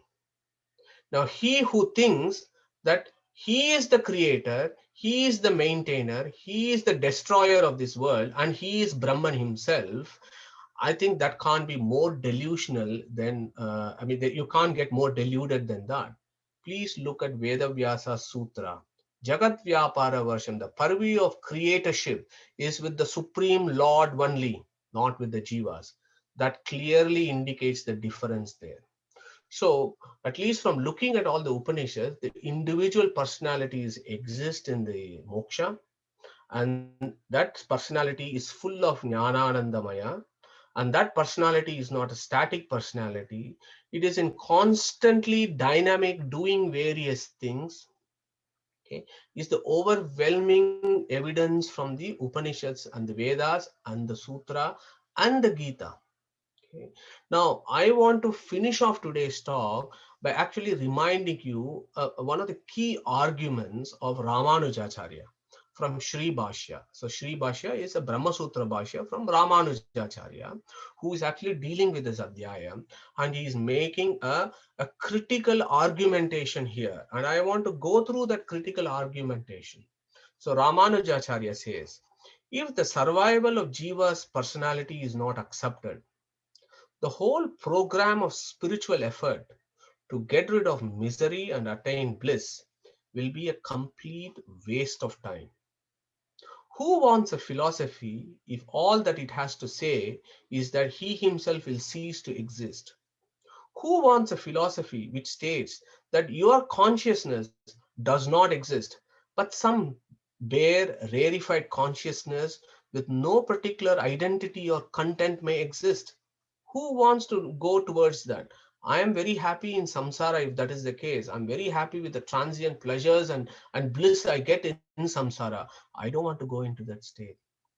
No reasonable jiva wants that type of purushartha, is the message from Ramanujacharya in Sri Bhashya. And I have to admit, when I was drafting this slide this afternoon, I realized actually today is Ramanujacharya's Jayanti, and that was so coincidental that I was thinking about putting this key message from Ramanujacharya, and it happens to be Ramanujacharya's Jayanti. So on that note, I am going to finish, but I'm going to request Sudarshan ji to tell us about Ramanujacharya and his greatness and all his accomplishment and contribution to Vedantic philosophies. And today, as you know, is his appearance day. So Sudarshan, over to you. Oh, thank you, Madhu. I think what it is, only today morning we realized it was Ramanuja Jayanti. And so I spoke to Madhu and he said, I just told him, but he said you can talk a few minutes about it. I'm not prepared anything. So, it's going to be very, very simple and very, very little information. Ramanuja Jayanti, I thought I'll stimulate your brains rather than me telling everything. So if you could tell me Ramanuja, who was he? If somebody can unmute and say, it will be more interactive. Sorry, what's the question? Ramanuja, who was Ramanujacharya?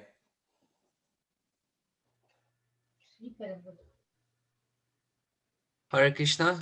It is said by some acharyas that he was the incarnation of Lakshman.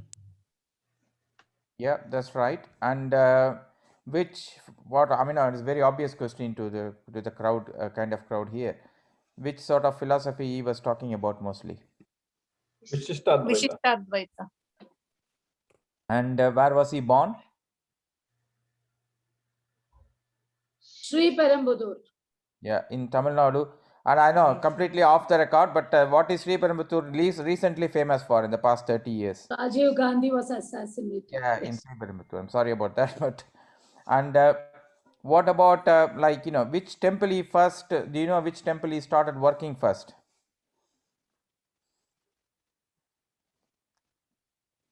Well, he started working in the Kanchi Varadaraja Perumal temple, and after that he slowly moved on to Sri Rangam. And what about what sort of philosophy he started practicing first, or he started learning? Dvaita.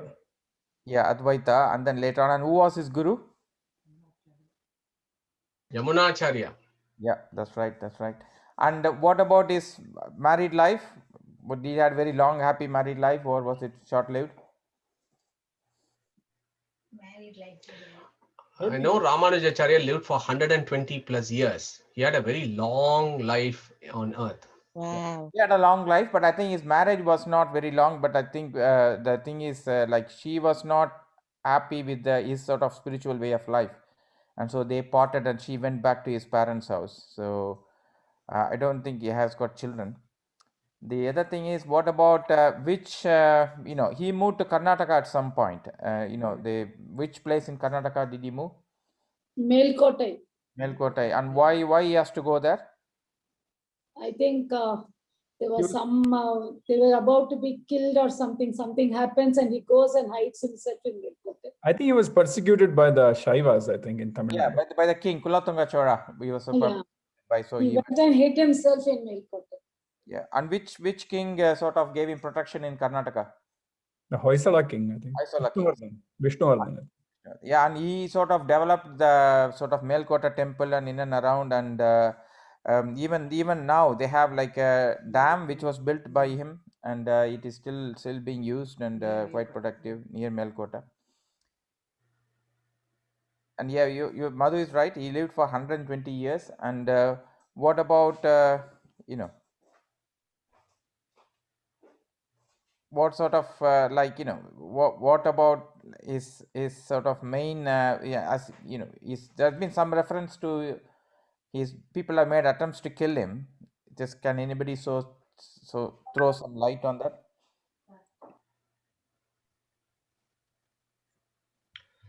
If I'm right, then when he was a child, he had a Mayavadi guru, and he argued with that guru because that Mayavadi guru had a very false interpretation of how the Lord's eyes is reddish, and he had a terrible, unmentionable example for that. And when Ramanujacharya defeated him in Sanskrit and in Vedic arguments, first time I think his guru has become angry and wanted to kill him, but after that he has become his disciple later on. Yeah, that's right actually. Yeah, so there has been few more attempts to kill him, and one he was when he went to Kasi. So I think he escaped, and all those people who tried to kill him, they changed their mind. And even the chief priest at the Ranganatha temple in Srirangam, he tried to kill him, poison him, and he called him home for dinner and poisoned him. His wife realized his sort of bliss, and then she sort of warned him about that. And then later on, another attempt was made with the chief priest, and then only he realized the importance of Ramanuja, and he sort of fell at his feet. Why would a priest try to kill somebody? Oh, why not? Why not? The many priests, priest doesn't mean they are all brilliant people. Like, they have their own jealousy and everything. So, so it's about three gunas, isn't it? We have learnt it the past 1 year. Three gunas, sattva, rajas, tamas. So, anybody can have it. Anybody can have a combination of. Sudarshan, can I ask you a question? Following on from Mohandas Prabhu's answer, that Ramanujacharya was an incarnation of Lakshman. So my reading is, and I may be wrong, my reading here is, there are two schools, there are two views within the Visishtadvaita schools of philosophy. One believes that Ramanujacharya is an incarnation of Indra, and the other believes that Ramanujacharya is incarnation of Shesha. And Lakshman has Shesha Amsa, so that is also right. So can you shower some light on that? Lakshman is Sesha, isn't it? Adi Sesha. Yeah. So can you explain about this Vengalai and Tadagalai, Tengalai, Vadagalai, Visishtadvaita and the interest? I don't think I'll be able to do justice. I'll come prepared one day and then do it, but not today. But all I know is the physical form where they put the namam as you. We all put. I'm a Vadagalai. We put you, and though they put like a Y. So that's all. But that won't be doing in any justice because it's a bit more than that. It's there's a model about a cat and a monkey and everything. So there's plenty to discuss on that. So we'll probably. So you can do a session for us one day, Sudarshan. Yeah, definitely, I can do that actually. Yeah. And there is popular belief that Ramanuja's body is preserved in the Srirangam temple, and there's some people say it's no, but there is when you go to Srirangam temple, you can go to that Sannidhi where Ramanuja's physical body is preserved even now with particular sort of chemicals and paste, sandal paste and everything. So do visit it when you go to Srirangam temple in Tamil Nadu. I have, probably I thought I'll make it more interesting, but there's plenty we can read about, and we can also do another next year. Probably next year I'll come more prepared, and then on a Ramanuja Jayanti we'll do. There is incidentally, but it's in Tamil. But in the past since same like Madhu's class, I've been organizing Divya Prabandham. Nalayara 4,000 pasarams of the Alvars. It's called Nalayara Divya Prabandham in Tamil. I've been organizing a class for people to learn, but it's in Tamil anyway. There's somebody teaching us from back home. It's on a Sunday morning, 9 to 9:30 through Zoom. And incidentally, they're all learning Ramanuja Nutrandadi now. It's about 108, thing about Ramanuja. So that they are learning now, incidentally. So, but again, it's in Tamil. By all means, anybody can join it, but it's in Tamil. So you need to have Tamil knowledge to attend those classes. So. Yeah. Thank you, Yes. Madhu. That was very helpful. One other request is if you have a book that you can recommend for those of us that don't know much about the philosophy, that will be helpful. I mean, either now or later. Philosophy of Ramanuja, I mean. Yes. Okay. Madhu, if you got anything. Yeah. Harish, there is a book by Hebbar. Yeah.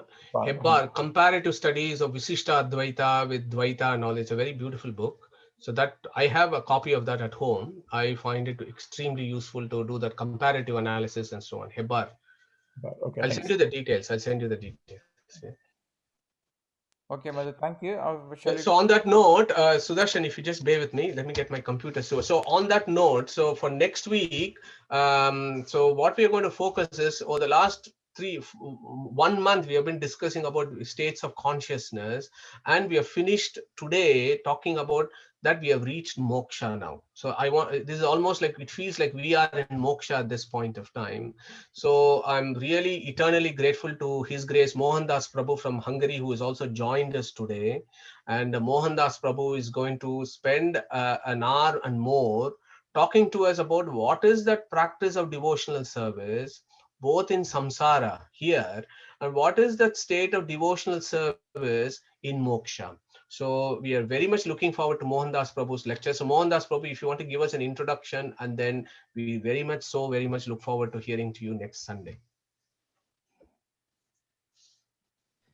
Hare Krishna, thank you very much, Madhusudan Prabhu, for your wonderful class. I was able to attend like 85% of it. I had some guests to deal with, but mostly I was here. So thank you very much. It was really ingenious as always. And thank you for inviting me, although I feel so much disqualified from the point of your great knowledge. But I'm very happy to share some thoughts on this wonderful topic. And I think the next session that I will try to do next Sunday will a little bit continue the thought that you have asked, that is mukti a state or a goal or an achievement, or what mukti in the end of the day is. And my little presentation, I think, will try to answer that question in a little bit more detailed.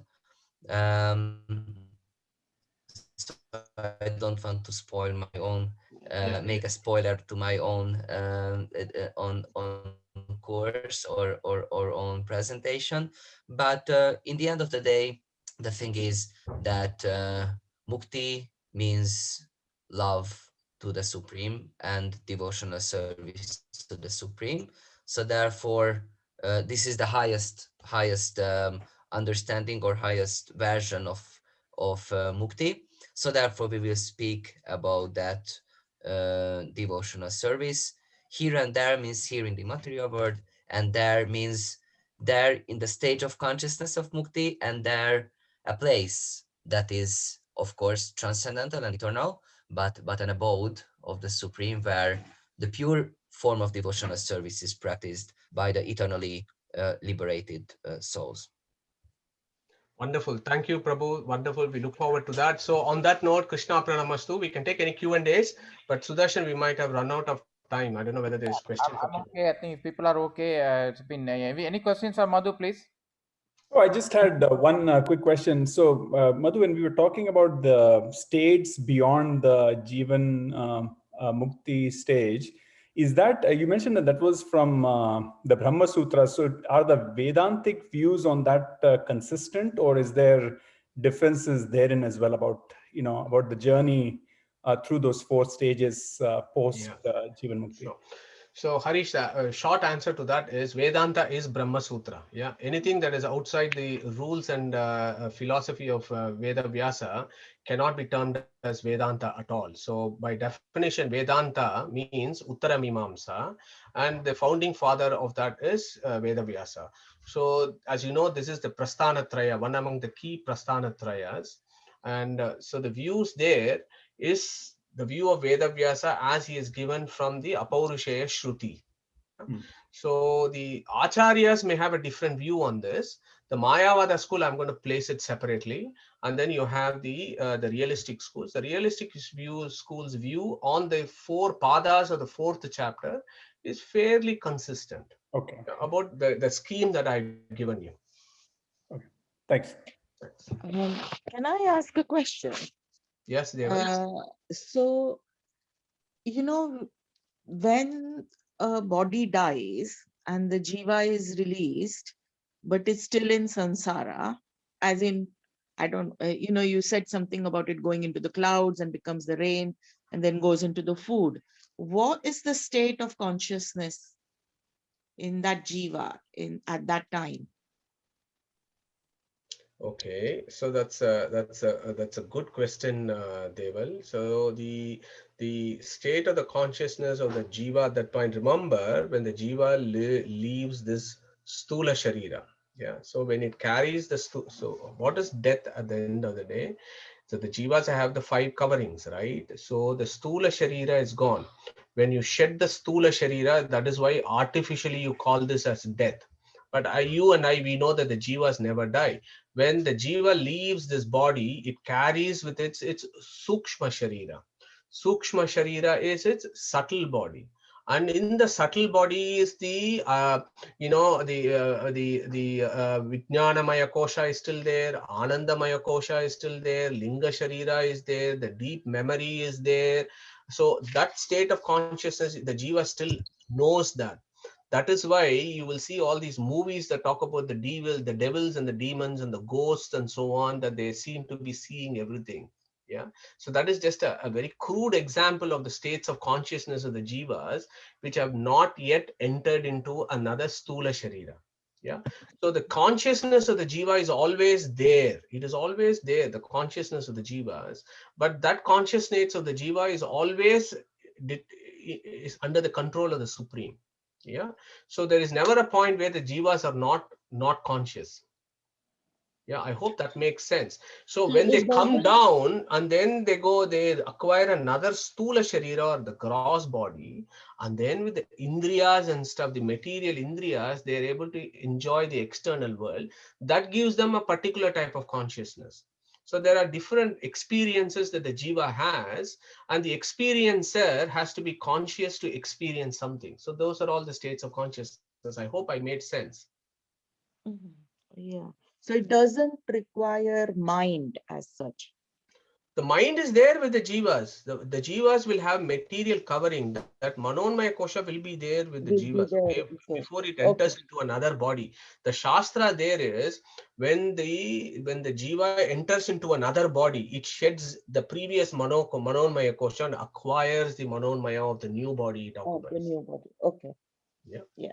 Okay. Thanks. What does it mean, Madhu?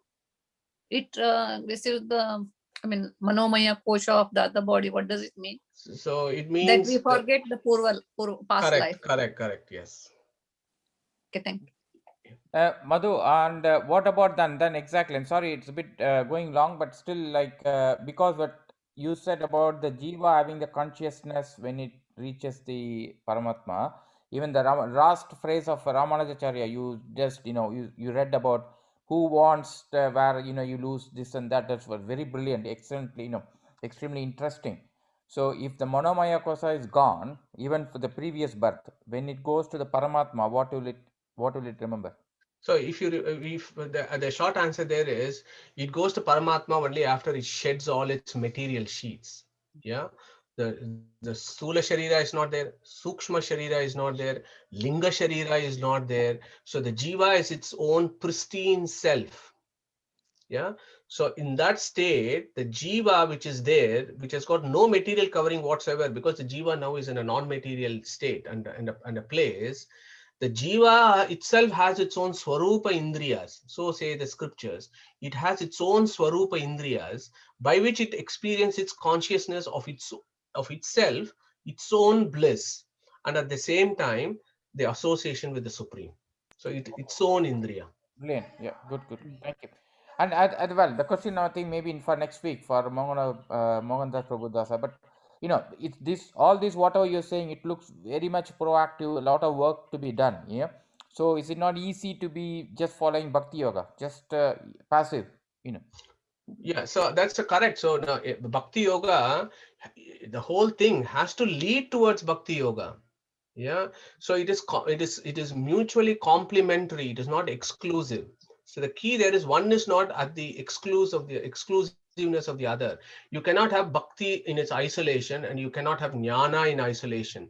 Jnana and bhakti has to go together.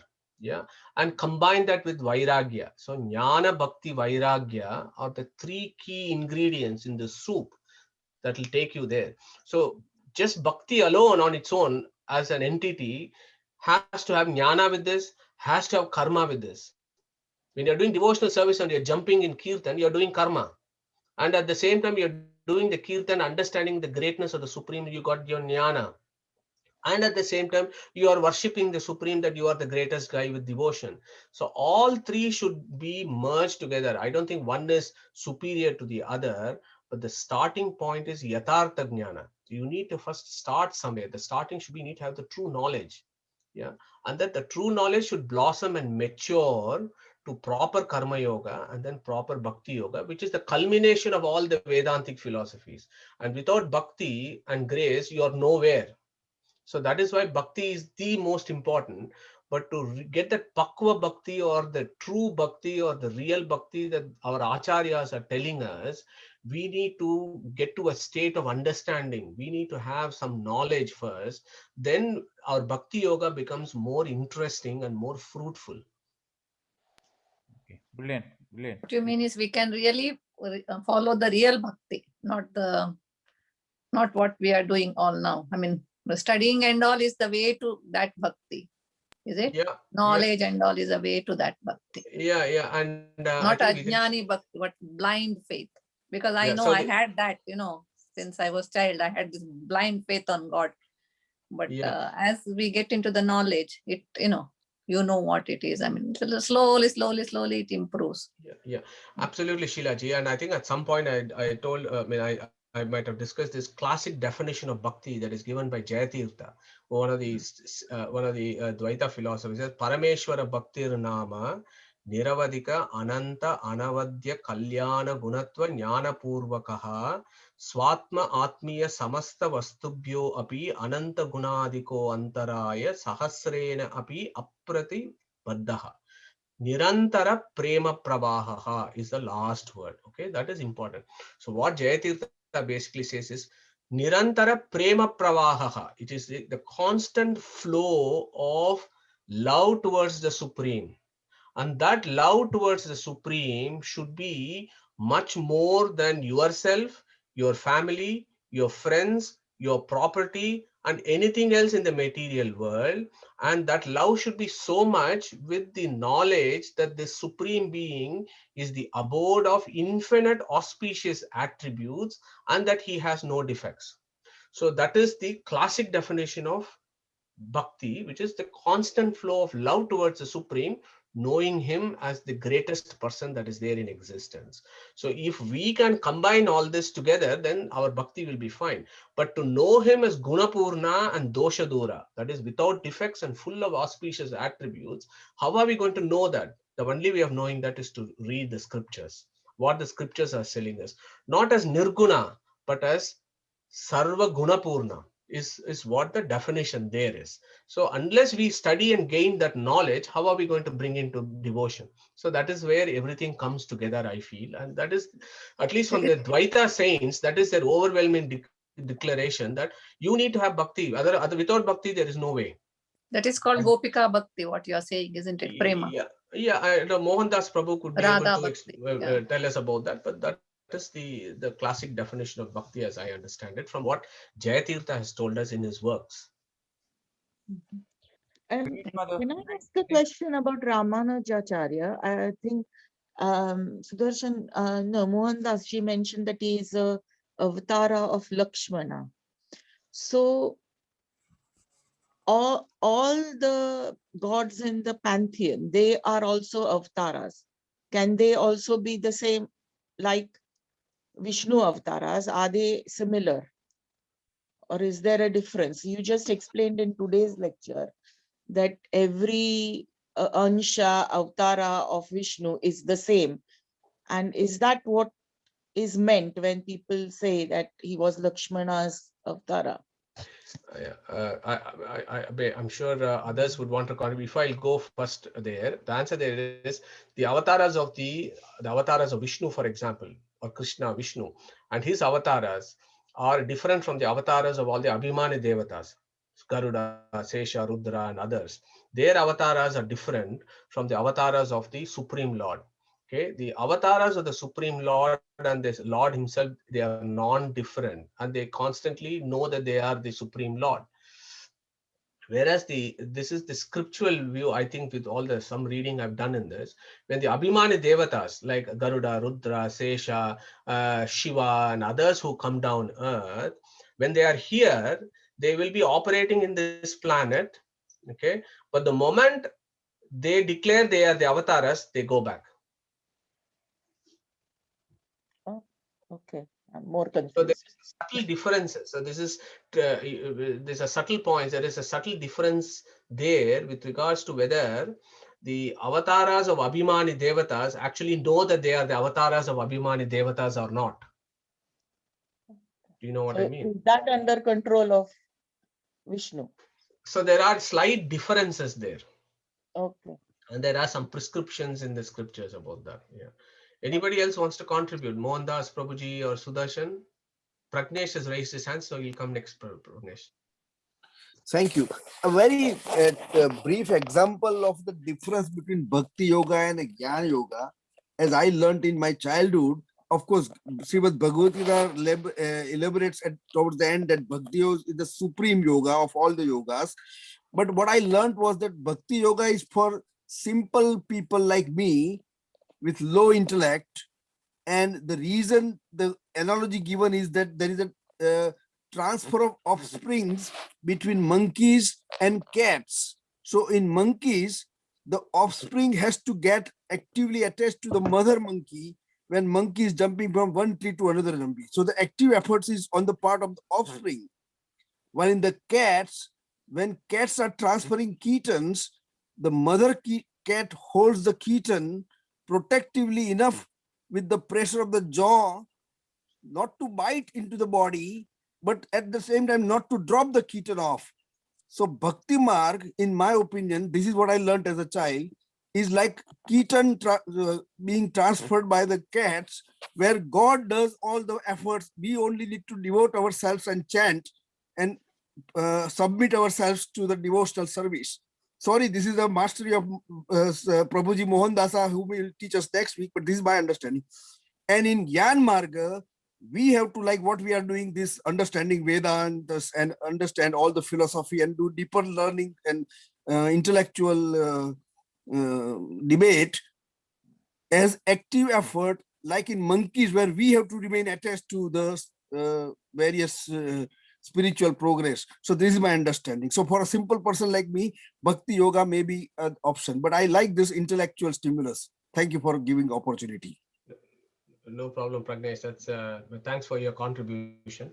Yeah. So don't forget what Yajnavalkya has told Maitreyi in Brihadaranyaka Upanishad. He said, Atmava are drashtavyaha, shrotavyo mantavyo nitidyasitavyaha.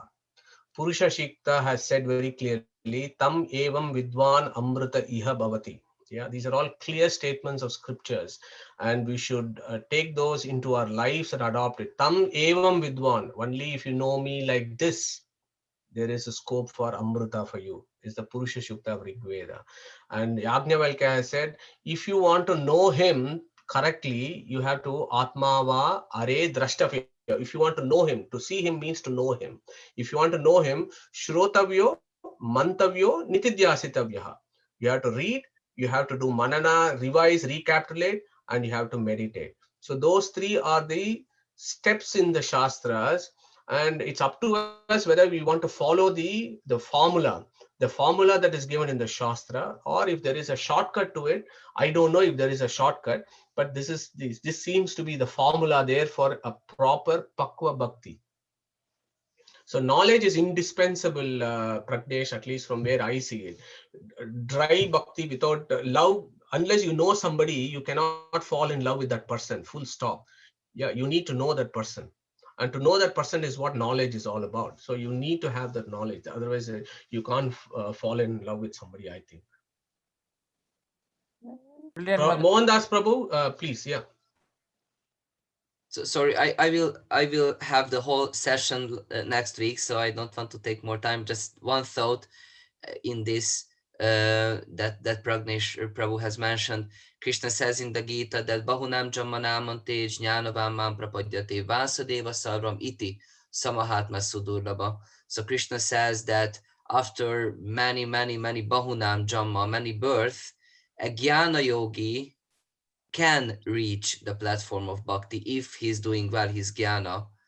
And Vasudeva Sarvam Iti, and Krishna said, then after many births of thinking and doing jnana, that jnani can understand that Vasudeva Sarvam, that Krishna is everything. And Krishna says, some Mahatma, that great soul, is very rare. So I think this verse indicates that bhakti is not for simple people who can't do jnana, but bhakti is for the perfect jnanis who has completed their studies, who have complete understanding of all the knowledge, and then they can reach the platform of bhakti. So the conclusion is, according to this verse, is that bhakti is the highest jnana. Yeah, thank you, Prabhu. Thank you very much.